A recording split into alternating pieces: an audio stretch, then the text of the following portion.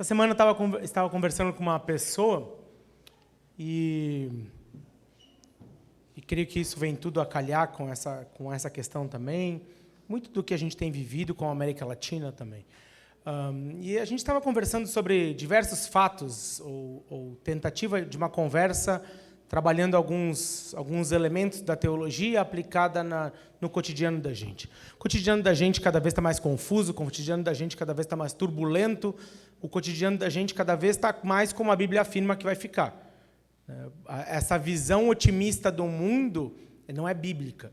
A visão bíblica é que cada vez mais nós vamos ter uma decadência até que Jesus volta. Nós temos um processo de decadência natural do ser humano. E conversando com ela, e ela falando vários aspectos disso, dizendo, não dá para saber o que é verdade. Não dá para saber o que é realidade. Não dá para dizer com certeza alguma coisa. Aí a gente voltou atrás, conversando um pouquinho, disse, não é verdade. Nós podemos ter certeza de alguns ou vários elementos que norteiam essa conversa. O fato é que nós, ao longo do tempo, abstraímos coisas que não são absolutas em sua realidade e a nossa realidade quedou abstrata. Mas a realidade bíblica não é abstrata. A realidade bíblica é extremamente pontual, clara. Quando a nossa realidade começa a ficar muito abstrata, é que existem elementos que não são primários com relação ao que tange as nossas decisões, ou a nossa tomada de decisão, que estão dentro do campo daquilo que é primeiro. Quando questões que não são tão concretas, mas dominam a nossa mente no dia a dia, as coisas começam a ficar difíceis de decidir e poder dizer para lá que eu vou. Nós vamos trabalhar um pouquinho sobre a questão de diversidade, chamado e esperança, e como essa concepção, ou como esses três conceitos, partindo da mente de Deus, podem ser extremamente determinantes com relação à nossa vida e nosso dia a dia. Basicamente, isso é absoluto em Caxias, é absoluto em Ercílio da Paulier, é absoluto em Montevidéu ou Buenos Aires. E isso pode ser absoluto e deve ser absoluto em cada dia, em cada momento da nossa vida. Oremos para que essa realidade possa ser abstraída por nós hoje à noite e cada vez mais no nosso dia a dia. É isso que eu te peço, Deus. Que a realidade tua seja a realidade última da nossa vida. Te peço perdão por qualquer coisa que tenha ocupado o teu lugar ou as tuas realidades com relação àquilo que determina o que é realidade para nós. E te peço perdão. Ao mesmo tempo te peço que nesse momento nós possamos ser iluminados pela tua palavra de tal maneira que o nosso ano possa ser mais claro e evidente rumo a ti. É isso que eu te peço. Em nome do teu filho amado Jesus. Amém. Uma coisa interessante sobre chamado, diversidade e esperança é que, na realidade, norteiam toda a questão do que é de Deus. Pode passar ali um pouco, Sam. Pode botar mais um pouquinho. É a questão da velocidade de como isso acontece na nossa vida. E, na verdade, a questão de como Deus trabalha é a velocidade das coisas. Pode colocar algumas imagens ali, Sam. Aperta mais um que vai dar um zoom. Essa é a abadia de Westminster. Passa um pouquinho. Tem quatro, se eu não me engano, quatro figuras aqui. A Catedral de Milão. Pode passar um pouquinho. A Catedral de Colônia. E hoje... E o Al-Mahab... Volta ali um pouquinho. Isso. 4 edifícios bem conhecidos ou conhecidos dentro do seu ambiente, com 4 edifícios com uma semelhança em todos eles. Eles demoraram 500 anos para ser construídos. Ou mais de 500 anos para ser construídos. As obras demoraram, total, mais de 500 anos para ser construído. Dos fatos sobre a realidade última de Deus é que a velocidade daquilo que Deus conduz e como Deus conduz e aquilo que dura não acontece na velocidade que nós estamos vivendo ou que nós queremos as coisas hoje em dia.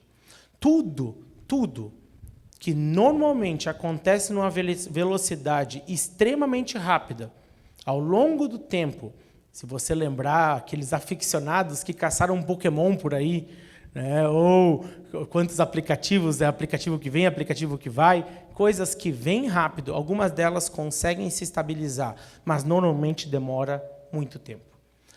As coisas de Deus, quando nós avaliamos ao longo das Escrituras a composição do seu povo, a composição do que ele entende como ideal, demorou pelo menos 2000 anos. A composição do entendimento do que nós temos de Bíblia demorou por volta de 2000 anos. A revelação da Bíblia é mais extensa que isso e já passa e ultrapassa isso e de muito. A velocidade com que Deus coloca as coisas para nós não é a mesma velocidade com que nós concebemos as ideias. Ainda que toda a concepção de ideia de Deus ou plano de Deus, ele é instantâneo, mas temporalmente extremamente demorado na sua realidade. Quando nós olhamos para esse grupo, por exemplo, ou quando nós ampliamos, pensamos na Aliança Centro e nesse grupo, e há pouco tempo faleceu Lowell Bailey, e nós vemos, é uma vida. Foi uma vida dedicada na criação e na plantação de igrejas na Serra Gaúcha, talvez um pouco mais presente no Vale, mas influenciando essa realidade. A maioria das coisas de Deus duram ou demoram vidas para ser concebidas. Tudo que nós pensamos, que norteia a nossa vida, que vem de maneira instantânea e rápida, provavelmente não é uma concepção daquilo que Deus está fazendo. E isso é interessante. Pensar que há coisas que Deus está fazendo e no meio de todas essas coisas que nós vivemos, há coisas que Deus está fazendo. E outras simplesmente são concepções do homem. Outras são concepções do mundo que nos norteia. Lembrando que quando nós falamos de mundo, a perspectiva da que a Bíblia trabalha como mundo é a lógica desse mundo. E não os peço que os tire desse local, mas que os preserve do mal da lógica desse lugar. Toda vez que nós começamos a concluir que o nosso chamado, o que deve nortear a nossa vida, vem de aspectos de coisas extremamente rápidas, essas coisas vão nos conduzir a um pensamento instantâneo, de coisas instantâneas, de desejos instantâneos, e que normalmente nos levam à frustração. Avalia o último ano, ou os teus últimos anos, e provavelmente você vai encontrar ideias que provaram não ser de Deus na sua vida e na minha vida. Agora, é interessante disso, quando a gente pensa sobre isso, e pensando no texto bíblico que a gente vai entrar, que interessante seria se a cada ano que passe na nossa vida, quando nós olharmos para trás, nós encontremos menos dessas ideias. Nós falamos muitas vezes da igreja, não, nós somos um grupo de pessoas pecadoras. Interessante que Deus não nos chama assim. Interessante que Deus não nos chama de pecadores no Novo Testamento. Repare que Deus nunca chama o cristão de pecador. É santo, glorificado, porque senão ele não tem comunhão conosco. Ele nos vê através de Jesus. Ele tem a percepção dele através de nós. Quem se chama de pecador é os autores bíblicos se denominam, ou denominam a nação que pertence. Mas Deus não nos chama de pecadores. Deus nos chama de santos. Santo. A perspectiva do santo que peca é que cada ano ele deveria ver com maior notoriedade a mão de Deus na vida dele. Mas se a gente viver nesse mundo pelo chamado dessas coisas, a cada ano nosso balanço da nossa empresa vai ser maior. A cada ano as conquistas nossas acadêmicas vão ser maior. A cada ano a nossa perspectiva de uma aposentadoria mais temprana, mais cedo, ou que aconteça mais cedo, vai ser real. Se as coisas que norteiam a nossa vida são aquilo que nós alimentamos notoriamente, eles vão ser reais na nossa vida. Já pensou isso? Chegar no final da nossa vida e nós alcançarmos tudo o que nós pensamos, tudo o que nós imaginamos, e isso não ser bênção de Deus para a nossa vida. Nós pensamos e sempre pensamos, recebemos tal coisa, fomos abençoados por tal maneira, concluí tal coisa, fui abençoado de tal maneira. Mas se esse não é o nosso chamado, nós concluímos mais uma etapa da nossa vida norteada por nós mesmos. E ano após ano, norteado por nós mesmos, nós chegaremos no final da nossa vida, concluindo com êxito nossos próprios planos, nossas próprias metas, mas longe daquilo que Deus colocou ao longo da vida de nossa vida. Vamos passar um pouquinho mais, Sami? Vamos dar uma olhadinha no que pode colocar? Então, todas as coisas, pode dar mais um que vai ampliar ali, todas as coisas de Deus primeiro passam na mente de Deus, até chegar a nós. E se é de Deus, deve conservar a essência desse Deus. Nós passamos, e é um exemplo disso, nós passamos nos últimos anos, nas últimas 2 eleições, que me encanta, em espanhol, não me lembro as palavras em português, está me confundindo aqui, gente. Mas eu fico muito interessado nessa perspectiva de como as eleições têm abalado o nosso sentido de unidade como igreja. E eu não estou falando de candidato X, candidato Y, não é nada disso. Mas a gente já passou, agora eu posso falar um pouquinho, também não vivo aqui, vou embora mesmo, depois o Edgar resolve com vocês. Mas é interessante como a concepção de igreja, eleição após eleição, está sendo abalada. E interessante como a relação de unidade, eleição após eleição, está sendo abalada. Por gente, sinceramente, que não está nem aí para a gente. Em todos os sentidos, pouco tem relação conosco diretamente. Eu não estou dizendo, fazendo pouco caso da nossa consciência política, claro que devemos ter, mas nós não temos um chamado de consciência política mais elevado do que consenso ou entendimento de unidade e consenso e entendimento de quem é Deus e do reino dele. Nunca, nada pode nos afastar do amor de Deus e nem da manifestação do amor de Deus para com o outro. Não existe possibilidade bíblica de que essa realidade de desunidade na igreja, de modo geral, estou falando amplo, não sei da realidade específica ou não específica, mas não existe amparo bíblico para que isso seja bíblico. Não existe perspectiva bíblica para que isso seja bíblico.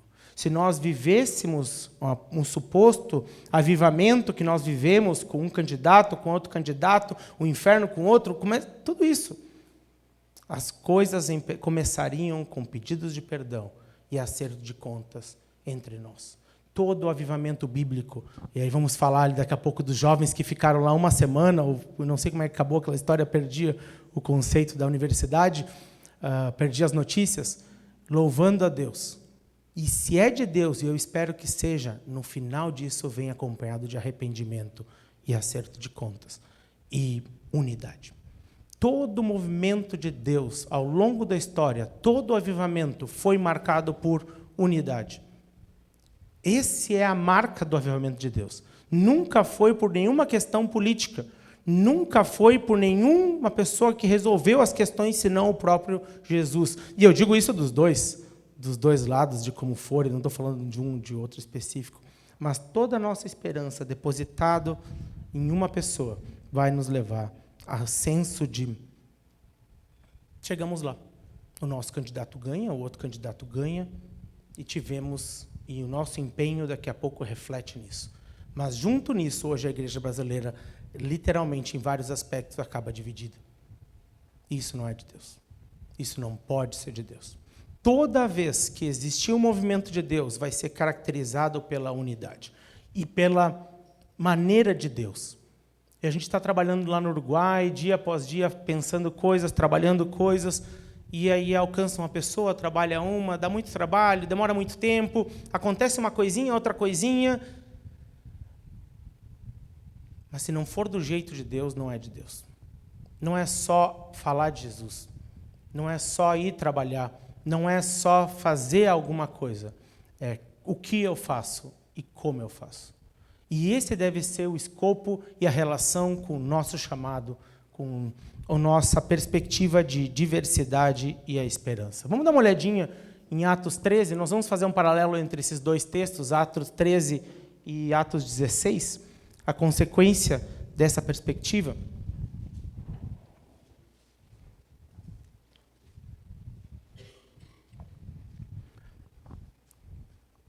E por que falamos de diversidade? E por que falamos desses elementos basicamente porque o texto nos convida a isso. Atos 13, capítulo 13, versículo 1, fala: na igreja de Antioquia havia profetas e mestres. Aqui não são duas categorias distintas, na verdade, falando da mesma questão, são pessoas que, eles todos são profetas e todos eles são mestres, pessoas que conduzem o povo para um ideal. Barnabé, conhecido como professor dos professores, Simeão, chamado Níger, ou o chamado Negão. O texto está indicando aqui a origem dele, mas também dizendo a cor dele e trazendo um elemento de diversidade. Você tem um judeu, e aí o texto todo ele vai seguir assim. Você tem alguém da África Setentrional, do norte da África, tá? Lúcio de Cirene, alguém de origem grega. Manaém, que fora criado com Herodes, o tetrarca, alguém de origem rica ou com uma influência, possibilidade de riqueza. E Saulo. O texto bíblico ele é muito interessante. No texto bíblico, sempre que ele quer que tu preste atenção em alguma coisa, ele diz para ti que ele quer que tu preste atenção em alguma coisa. Quando o texto bíblico começa a botar um monte de vírgula e botar explicações sobre pessoas ou características ou eventos, é porque ele quer que você atente para isso. Ele está saindo de uma igreja em Israel onde todos são judeus, onde todos são muito semelhantes, e indo para um outro modelo, e o livro de Atos está transicionando nisso, onde ele sai de um modelo onde todos são muito parecidos, todos de uma mesma origem, todos não de uma mesma nacionalidade, mas de muita influência disso, e aí ele vai chegar no modelo da igreja de Antioquia. Não é uma igreja perfeita, mas é basicamente onde todo o movimento missionário vai surgir. Da igreja de Israel, que todo mundo fala, de Atos capítulo 2, não surge todo o movimento missionário. Apesar de que no Pentecostes surge muita coisa, mas é natural. A igreja de Roma não foi plantada. A igreja de Roma surgiu desse advento do Pentecostes, quando as pessoas conheceram Jesus e voltaram para sua casa. Ela surgiu disso. A igreja de Jerusalém, ela não foi intencional no seu ato missionário. A igreja de Antioquia foi intencional no seu ato missionário. E uma das coisas que me chama a atenção é essa diversidade. Uma igreja que aprendeu a viver com pessoas diferentes, ou que está aprendendo no texto, e que está aprendendo a conviver com pessoas diferentes. Essa é uma das características que nós devemos cultivar. Devemos cultivar, aprender a viver com pessoas diferentes. Eu trabalho numa equipe multicultural. Eu tenho uruguaios do interior, uruguaios da capital. Eu tenho gaúchos, que é uma coisa diferente, né? Não é uma questão específica. Tem os gaúchos da Serra ainda. E aí a gente tem o pessoal de Belém que trabalha com a gente também. Que daí é uns 5 países para cima, né? Deve ter uns 3 faixas ali. Devia ter umas 3 fronteiras no meio disso. É outro país. Às vezes é mais diferente a gente trabalhar com o pessoal do norte, ali na missão, do que trabalhar com o pessoal do Uruguai. Tem diferenças. Toda semana a gente tem conflito. Mas, Arthur, não está andando bem? Tá. E porque anda bem tem conflito. Toda semana a gente tem conflito, e muitas vezes conflitos culturais. Cultura é uma coisa que não existe, você não vê, apesar de ser uma herança dos seus pais, ou do contexto onde você nasceu, e é uma praga, porque você não faz o que você quer fazer, você faz o que você aprendeu ao longo da sua vida, e você não faz o que a Bíblia te diz para fazer, você faz o que ao longo do tempo você aprendeu, você tem que regenerar a sua maneira de pensar, isso é todo dia. Mas não é uma coisa simples que acontece naturalmente. A gente faz o que a gente naturalmente foi aprendendo a fazer. A minha sogra hoje botou cravo no aioline. Na sopa de aioline lá. Fazia um tempo que a gente não comia sopa de aioline. Daí tinha cravo. Eu perguntei, de onde vem esse cravo? Ela me disse, não, na família todo mundo bota cravo. Não sei se na família de vocês bota cravo. Eu nunca tinha comido com cravo. Todo mundo bota cravo, ela falou para mim. Eu disse, não bota cravo. É bobo. Mas é a realidade da nossa cultura. O que nós aprendemos a fazer é o que é correto. Não interessa se o outro pode fazer diferente, ou pode votar diferente, ou pode isso, ou pode aquilo, ou pode aquele outro. Interessa o que eu aprendi ao longo do tempo. E o que nós aprendemos ao longo do tempo, gente, não é santo, não é bíblico. O que nós aprendemos tristemente ao longo do tempo, porque é assim que a cultura funciona, é um legado de algo caído, que pela graça de Jesus pode ser redimido, mas que não é natural. A herança que você recebe primeiro dos seus pais, que é a cultura, ela é uma praga. Ela mata você. Ela te leva ou para ser exemplo com relação ao dinheiro, ou para te fazer de uma maneira, ou para fazer de outra maneira, ou para ser mão de vaca, ou para gastar muito. Mas a cultura não deveria impulsionar você assim. Você deveria olhar o fator, o que está acontecendo, como está acontecendo. Não, mas é natural. Se o teu passaporte tiver lá a origem italiana, já nasce com um sorrisão na mão, né? Graças a Deus. E aprende a economizar. E o que é para você uma boa administração financeira? Economia. Agora, você entende que diversos fatores que nós determinamos ao longo do tempo como absolutos, na verdade não são? Estão dentro de uma gama ampla de possibilidade de escolha. Uma boa igreja compreende essa ideia e aprende a conviver com a diferença. Aprende a conviver com essa perspectiva de pessoas diferentes vivendo no mesmo contexto. Depois disso, nós vemos lá em Atos capítulo 16, Paulo, que saiu desse grupo, chegando a Derbe e depois a Listra, onde vivia um discípulo chamado Timóteo. Sua mãe era uma judia convertida e seu pai era grego. E ele está num momento crucial, lidando com judeus que comandam a igreja de Antioquia, de Jerusalém, que influenciam a igreja de Antioquia, e eles estão enviados para esses locais. E toda vez que Paulo vai começar um trabalho novo ou vai passar por um lugar, a primeira coisa que ele faz é ir numa sinagoga. Sempre vai numa sinagoga. Os irmãos de Listra e Icônio davam um bom testemunho dele, sobre Timóteo. Paulo, querendo levá-lo na viagem, circuncidou por causa dos judeus que viviam naquela região, pois todos sabiam que o seu pai era grego. Precisa circuncidar? Nesse momento, não precisa. Aí vem o outro lado da diversidade, da unidade. Todos sabem que eu tenho um monte de tatuagem aqui. E cada vez eu vou botando mais tatuagem. Imagino que todos saibam. Qual é o trabalho de botar uma camisa, ou indivíduo, energúmeno, quando você vai pregar numa igreja ou num local que você não conhece? Por muito tempo eu pensei, não é antibíblico, então eu posso fazer o que eu quiser. Ao longo dos últimos anos, eu tenho aprendido que, assim, e para poder preservar a unidade, assim como eu tenho que aprender a viver em diversidade, eu tenho que cultivar a unidade em diversidade. E aí chega esse elemento interessante do que Paulo faz. Paulo vai caminhando por essas igrejas, levando uma equipe diversificada com ele, ali uma pessoa já é diferente, Timóteo já é diferente, mas ele vai conduzindo essa mudança, pregando o evangelho e provocando mudança. Mas ele volta para um elemento antigo, desnecessário. Desnecessário. Daniel necessitava ou podia comer a carne sacrificada aos ídolos? Segundo Paulo, sim, porque os ídolos não são nada. Mas ele opta por não comer, como uma marca de diferenciação naquele momento. Paulo precisa circuncidar Timóteo? Não precisa. Mas ele opta pela preservação da tradição, como tradição, para não chocar, e para preservar a unidade, e para acelerar o movimento do evangelho. Nós temos direito de fazer o que nós quisermos, biblicamente falando, que for santo, agradável, e não é o que nós queremos, mas fazer da maneira de Deus.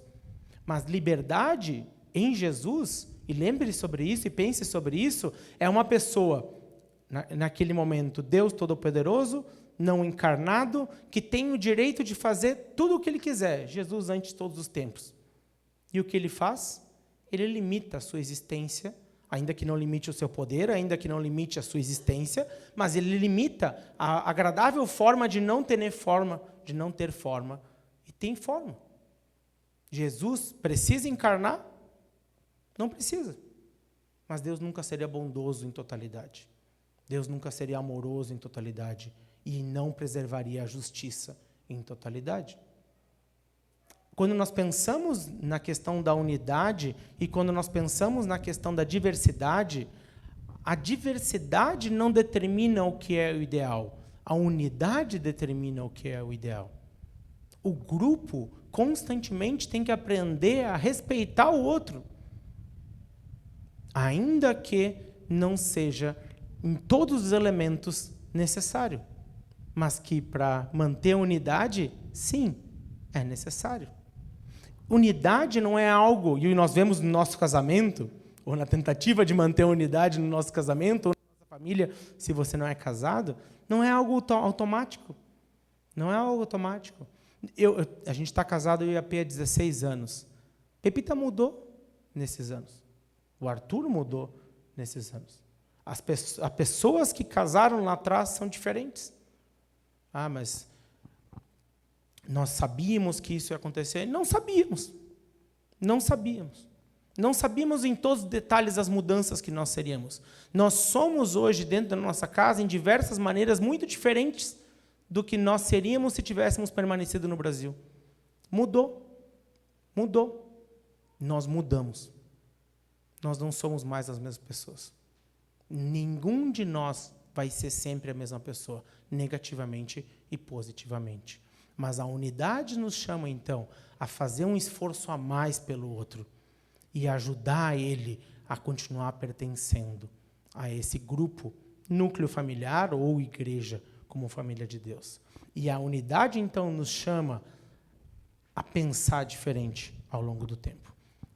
Então, essa perspectiva de uma igreja que faz diferença é uma igreja que está baseada nesses aspectos também. Mas depois disso, passa um pouquinho, Sam, nós vamos ver em Atos 13, se você voltar um pouquinho, aí pode seguir, está certo. Em Atos 13, capítulo 13, versículo 2, aí você volta para o texto anterior. Enquanto adoravam ao Senhor e jejuavam, disse o Espírito Santo: separem-me Barnabé e Saulo para a obra que os tenho chamado. Uma coisa muito interessante aqui no texto, se tu puder apertar um pouquinho, ele vai sublinhar aqui, Sam. Uma coisa muito interessante sobre o texto é que o chamado de Deus é revelado para eles, específico no caso, o chamado específico é revelado para eles como consequência de uma relação com Deus. O que é chamado?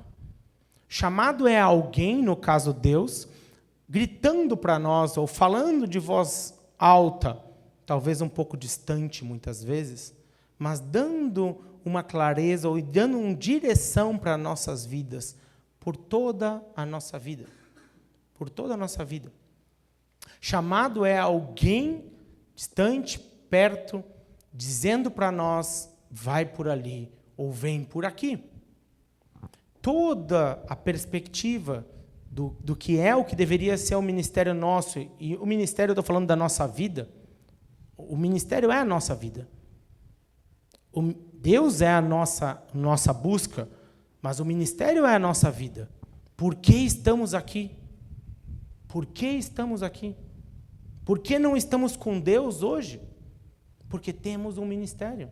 E o ministério não é o formal ou o cargo que nós encontramos para encaixar nós dentro de uma igreja, e o ministério tampouco é o trabalho que você tenha como médico, como vendedor, trabalhando onde você trabalha. O ministério é o chamado de Deus para você. E Deus te dá liberdade ao longo do tempo, ainda que não vai fazer sentido, de repente, algumas profissões para você, mas Deus te dá liberdade sobre alguns elementos. Mas isso não determina o teu chamado. Eu tenho visto pessoas ao longo desses 20 anos de ministério tomarem suas atitudes, tomarem a sua direção, o seu entendimento de vida baseado no que elas acham que sabem fazer. Baseado no que elas entendem que é mais rentável. Baseado na ideia de que isso vai me fazer feliz. Eu já falei isso para vocês em algum momento, em alguma instância. Eu não creio que o chamado de Deus, em primeiro momento, sempre vai nos levar para a felicidade. E eu não creio que o chamado de Deus para a nossa vida, em primeiro momento, sempre vai fazer todo o sentido. Muitas vezes o chamado de Deus para a nossa vida não é economicamente rentável, ainda que possa ser, mas nunca vai ser, em totalidade. Tenho certeza que se eu estivesse trabalhando numa empresa, eu teria muito mais êxito financeiro do que como missionário. Talvez eu possa fazer estágio em alguma igreja da prosperidade e isso muda, mas vamos deixar assim. Talvez você, no seu trabalho, dedicando 100% ao seu trabalho, você vai ter todo o êxito que Deus nunca te chamou para ter. E eu não estou dizendo que não devemos dedicar-nos 100% ao nosso trabalho, mas eu estou dizendo que não devemos dedicar 100% ao nosso trabalho. Estava discutindo outro dia com uma equipe de missionários de um outro país, conversando com os diretores de lá, e eles estão abrindo uma escola nesse outro país, e eles vieram discutir, a gente estava discutindo um monte de coisa, e eu disse para eles, deixa eu ver se eu entendi. Tudo isso que nós estamos fazendo como Titibião nesse país é para ser essa escola que funciona assim, para isso, e para aquilo, e para aquele outro. E nós, então, como eles falaram, nós seremos educadores missionários. Isso. Eles falaram, isso. Está tudo errado. Está tudo errado. Ninguém tem chamado para ser a profissão que é. Todos nós temos chamado de ser o ministro, o portador do evangelho que o mundo necessita. O mundo implora por pessoas que falem de Jesus. Ainda que, às vezes, eles xinguem a gente, ainda que, às vezes, eles briguem com a gente, ainda que, às vezes, eles não gostem da resposta. É engraçado que, quando a gente se relaciona integralmente com as pessoas, e não de maneira interesseira, porque crente é um bicho interesseiro, faz amizade, e se a pessoa vem para a igreja, eu continuo a amizade. Se a pessoa não vem para a igreja, eu não me interesso. Crente, na sua maioria, tem uma amizade com propósito. Não é integral. Não é integral. Eu estou dizendo, não vou entrar nesse tema de amizade, mas Jesus não fazia amizades com interesse, ainda que sempre deixava claro a sua missão e o seu objetivo. Ele estava com as pessoas, caminhava com as pessoas e ensinava a todas as pessoas que seguiram e que não seguiram. Ele perdeu tempo com aqueles fariseus que incomodaram, articularam a sua morte por questões econômicas. Talvez a gente possa pensar isso, ele perdeu tempo. Mas ele ensinou para a gente que amizades e que nossa presença nesse mundo tem que ser integral e alinhada com o propósito da nossa vida e não com o que as pessoas pensam ou como as pessoas podem determinar o nosso viver. E eles, então, buscando o Senhor, entenderam que deveriam ir. Quem? A liderança da igreja. Quem sabe os 2 líderes mais influentes dessa igreja. Vão. Não faz sentido. Em primeiro momento, não faz sentido. Vocês vão separar, numa igreja que está começando, as 2 pessoas que poderiam aprofundar o evangelho, o professor dos professores, direcionar as coisas e enviar para um monte de gente que não conhece o evangelho direito, não compreende o evangelho direito. Isso mesmo. Enviem eles para lá. Enviem. Saiam. Obviamente, todos eles atenderam a esse chamado. Mas o que me chama a atenção é que alguns foram, outros continuaram atendendo a esse chamado aonde estavam. O chamado de Deus, ele está relacionado à obediência. E o chamado específico, ele sempre vai ampliar o geral. Todos somos chamados para ser sal e luz nesse mundo, todos somos chamados para abençoar esse mundo. Nenhum chamado específico pode limitar o chamado geral. Eu tenho visto, nesses últimos anos, trabalhando com jovens, que o chamado, às vezes, vira uma desculpa para mim não fazer o que eu não quero fazer. Então, quando precisa fazer tal coisa, não, o meu chamado não é esse. O meu chamado é fazer outra coisa, a cadeira eu não arrumo. Né? Eu acho que eu já ouvi isso, não é que eu inventei, eu ouvi isso numa pessoa. Eu brincava com alguns ministros do louvor, né? Alguns só, não com todos, mas eu disse, estrelinha, baixa daí e carrega a caixa com a gente. Mas eu tenho chamado de tocar no louvor e carregar a caixa junto. Tudo isso aqui, tudo no que tange aqui, esse lugar, e toda a responsabilidade no que tange essa cidade e até os confins da terra é nossa responsabilidade. Não é responsabilidade de um ou de outro. Cada pessoa que está nesse lugar é sua responsabilidade. Que eu tenho a ver com o meu irmão. Eu sei que a ligação lá em Gênesis é de sangue, mas todos nós temos uma conexão. O que tenho a ver com o outro, com o outro, com o outro. E muitas vezes a nossa atitude está muito correlacionada à atitude de eu não gosto do que ele faz, eu não gosto como ele pensa, então eu me afasto dele. eu não gosto dessa coisa, eu não gosto daquela coisa, então eu me afasto nisso. E usamos, às vezes, inclusive, nosso chamado específico para determinar essa ação. O chamado específico nunca pode transformar ou mudar o chamado geral. De quem é a responsabilidade nossa de igreja? É nossa. De cada um de nós.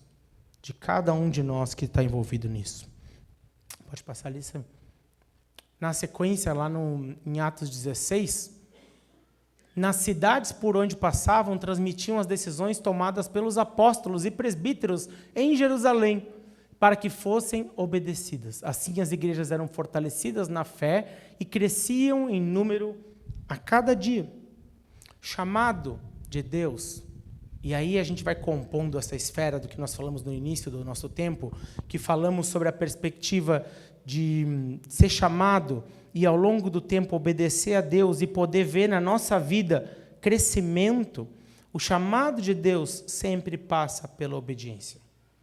Sempre passa por obedecer aquilo que Deus tem colocado ao longo do tempo para nós, e, nesse caso, pela liderança dessas pessoas. Você vê que não é nem as decisões que a igreja de Antioquia tinha tomado, mas Antioquia percebeu em Jerusalém uma percepção de nós devemos obedecer ao que essas pessoas estão colocando. Uma igreja se colocando abaixo de outra igreja. Mas essa igreja se colocando abaixo de outra igreja ficava notório quando eles passavam de cidade por cidade. A preservação da unidade aparentemente levou Paulo para obedecer uma instrução que não é que ele não concorde, mas tenho certeza que ele não trabalharia como o Concílio de Antioquia trabalhou. O Concílio de Antioquia preservou elementos que, ao longo do tempo, Paulo foi dizendo: isso não importa, isso não importa, isso não importa. 2 só, mas ele não deu bola. Mas quando ele passava por essas igrejas, ele obedecia o concílio, que aparentemente nas suas epístolas não teve tanta influência. Mas ele ensinou todo o conjunto do que ele tinha obedecido, do que ele tinha aprendido. E ensinou e levou essas decisões para que fossem obedecidas. E não estou dizendo que Paulo estava contra Antioquia, mas não parece que ele valorizava tanto as decisões de Antioquia nas suas epístolas, como ele vai afirmar depois, ou como ele vai colocar depois. Mas ele leva as decisões de Jerusalém, cidade por cidade, como transmissor da mensagem. E é por isso que a mensagem chegava com integridade, provocando e levando à unidade do corpo de Cristo. As coisas que nós vemos como corpo, definimos como corpo, nós devemos, como igreja, e trabalhando dentro disso, desse sentido de liderança espiritual, levar para cada grupo pequeno que nós temos, para cada família que nós temos, as marcas que nós entendemos como Aliança Pio X devem estar presentes em todas as instâncias da nossa comunidade. Eu, por muito tempo, trabalhei na Aliança Centro, e uma coisa que eu aprendi ao longo do tempo, algumas questões teológicas secundárias eu não concordava. E, no auge da minha juventude, eu entendia que eu deveria deixar tudo claro, o que eu concordo ou o que eu não concordo. Isso aqui não concordo, aquilo ali eu concordo. Isso aqui não é uma boa decisão, aquilo ali é uma má decisão. Ao longo do tempo eu fui aprendendo que alguém maduro é alguém que consegue, e não estou dizendo que eu consegui fazer isso, mas que eu estou lutando por isso, e nós devemos lutar por isso, é alguém que deve considerar como obediência e para o bem do corpo, mais do que sua própria opinião. Aí nós voltamos a pensar como nós devemos nos limitar. Como igreja, ao longo do tempo, nós vamos definir prioridades, valores que diferenciam essa comunidade. E que daqui a pouco não é tudo como você pensa ou como eu penso. Mas nós, como corpo, manifestando e espalhando a mensagem, para, ao invés de ficar brigando por detalhes, aceitamos por obediência e seguimos. E crescemos. Unidade em diversidade conduz ao crescimento, por meio da obediência direta a Deus, mas também pelas autoridades nossas, que são concebidas ao longo do tempo. Uma coisa que eu nunca entendo, e desculpa a minha sinceridade com isso, eu nunca entendi por que eu, como missionário, quando eu vou ser enviado para um outro país, eu devo consultar as pessoas E nós, como comunidade, às vezes, quando nós pensamos em mudar, você ou eu, como pensamos em mudar de país ou de cidade, nós não consultamos a igreja. Eu nunca entendi isso, gente, me desculpe. Eu nunca entendi como que eu vou mudar de lugar e porque nós somos missionários remunerados por um monte de gente, muito obrigado, todos que contribuem por isso, mas porque nós somos remunerados, nós deveríamos consultar. Mas a pessoa que não é remunerada não precisa consultar. Eu nunca entendi isso. Por que nós não devemos pensar cada vez mais como corpo, consultando as nossas autoridades? E não estou falando daquela coisa que tem hoje em dia de cobertura espiritual. Não sei se vocês já ouviram sobre isso, mas é uma moda que tem por aí. Se você não fizer à vontade, você perde a cobertura espiritual. É mais do que isso, gente. É mais do que isso. E não é fazer a vontade de um ou de outro, mas é a manifestação do Espírito Santo por meio da sua liderança, por meio da nossa liderança. Isso vai ser notório na caminhada de Paulo como missionário. E deve ser notório na nossa caminhada como missionários. Se nós voltamos para a ideia de que o chamado determina o que nós devemos fazer, chamado ele vem por obediência. Ao longo do tempo, nós descobrimos que coisas que nós obedecemos que não fazem sentido naquele momento, fazem todo sentido na visão do macro e mais para frente. Faz todo sentido limitar-nos dentro da nossa opinião, dentro do que nós queremos para a progressão do Evangelho. E toda vez que eu obedeço a alguém, é um ato de limitação. Eu me limito. E eu sei que nós devemos obedecer antes a Deus do que os homens, mas a perspectiva da manifestação da vontade de Deus também acontece por essas autoridades ao longo do tempo. E assim as igrejas eram fortalecidas na fé e cresciam em número cada dia. O que Deus está fazendo ao longo do tempo, no livro de Atos, e nós podemos seguir vendo e revendo e entendendo tudo isso, é expandindo o seu reino por meio de pessoas, dia após dia, nesse livro. Momento após momento, capítulo após capítulo. E o que nós vemos nessa expansão são grupos, quando essa expansão é positiva e é de Deus, grupos diversos se conectando, mantendo a unidade, mas não aceitando a possibilidade de ficar do mesmo tamanho, da mesma perspectiva e do mesmo modelo que estava ali atrás.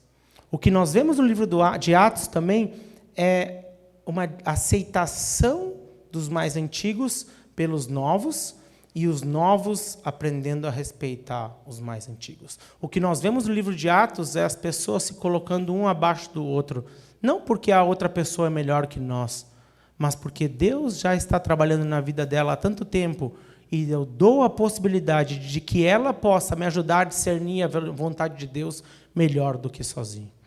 O que nós vemos no livro de Atos é uma expansão do reino de Deus, seguido por uma pessoa obedecendo a Deus, obedecendo a Deus, obedecendo a Deus. E quando as questões ficam peculiares e difíceis de discernir, colocando para um grupo de pessoas pensarem juntos, colocando debaixo de outras pessoas.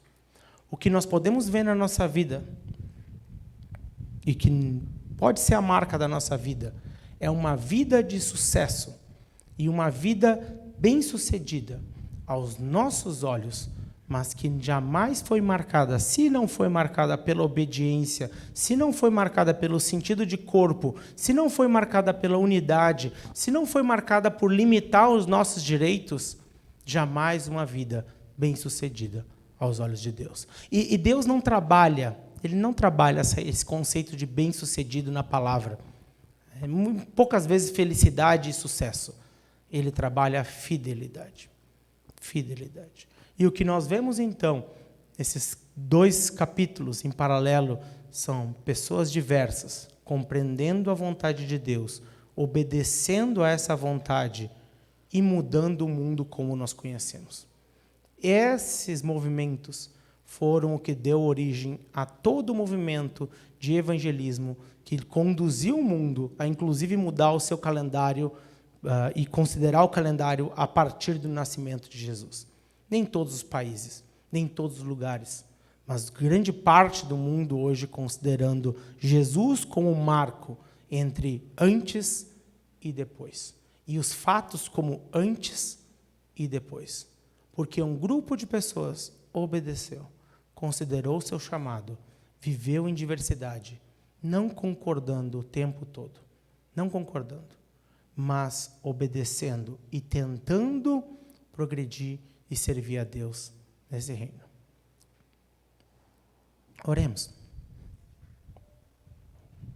Deus, eu te peço grandemente, por misericórdia sobre a nossa vida, para que nós sejamos pessoas marcadas pela presença do Teu Espírito, por obediência, para que cada pessoa, para cada um de nós que está aqui, no final da sua vida, possa olhar para a sua caminhada e ver a Tua mão agindo e ver e desfrutar de vários momentos na sua história, que não fez o que queria, mas fez por obediência aquilo que entendeu da tua parte como correto. Que nós possamos chegar no final da nossa caminhada como igreja, até que o Senhor venha, e olhar para trás como comunidade e perceber que nós fizemos a nossa tarefa, e que a nossa tarefa não foi determinada pela nossa vontade, mas foi atendida e foi determinada pelo teu chamado. Que cada pessoa, cada um de nós que compõe o Pio Décimo, possam estar extremamente conectados a Ti, Te buscando profundamente. E porque estamos Te buscando, podemos discernir o nosso chamado individual e assim atender o nosso chamado como igreja. Nos auxilie, Deus, a poder perceber Jesus em cada um daqueles que está aqui hoje e compreender que os elementos de diversidade não podem determinar a essência nossa como igreja. Que os elementos que possuem liberdade não determinem quem nós somos e que somente o Senhor determine quem somos. Que toda a nossa vontade esteja abaixo daquilo que o Senhor tem como vontade para cada um aqui. Para que seja feita a Tua vontade na vida de cada um de nós. Que profundamente conectados contigo podamos seguir como comunidade, fazendo diferença, onde quer que estejamos, como missionários, como pessoas que entregaram o seu trabalho, o seu emprego, o seu estudo para Ti, mas na verdade nunca entregaram porque nada disso é nosso, nada que está aqui é nosso, é tudo Teu, e nos ajuda então a perceber que nós somos só administradores daquilo que é Teu, das nossas capacidades, do nosso intelecto, e não nos deixe cair na tentação de usar qualquer das nossas faculdades para o nosso desenvolvimento pessoal, que não seja dentro da Tua vontade, dentro do que o Senhor deseja para nós. E que no final da nossa vida, nós podamos olhar para trás e perceber a Tua mão poderosa nas nossas vidas, e auxilia então a nós, neste ano, a fazer os movimentos que nós necessitamos para participar cada vez mais de um movimento unido em diversidade, que espelhe a Tua vontade em todos os lugares, e que nós tenhamos cada membro dessa igreja espalhado nessa cidade, em outros lugares e outros países, fazendo a Tua vontade como marca principal da sua vida, em obediência, servindo a Ti, e assim nós possamos olhar para trás e nunca nos envergonhar. Ainda que pecadores, vivemos como santos, lutamos contra as tendências nossas e queremos Te obedecer. É isso que eu Te peço, para que nossa avaliação futura possa ser dentro daquilo que é o ideal para cada um de nós, para que nós possamos estar centrados na Tua fidelidade contigo, ou fidelidade com aquilo que o Senhor determina para nós como igreja, e nos livra da tentação de darmos passos individuais que não corroborem na nossa caminhada como grupo. Nos auxilia a viver em diversidade, nos auxilia a viver em unidade, atendendo o Teu chamado e transmitindo a esperança que esse mundo necessita, Deus. Em nome do Teu Filho amado Jesus.